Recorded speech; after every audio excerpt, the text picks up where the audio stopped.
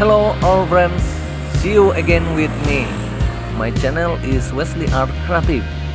Wherever you are, I hope you are still in God's protection and given health. Okay brother, in this video I want to share tips on how to draw small italics A to Z. The method is very easy to practice at home. I'll write letter using a brush and watercolor, so it's easier to delete the paint with water first for use to paint. Okay friends, hopefully my video is useful for all of you. Please try to help the development of my channel.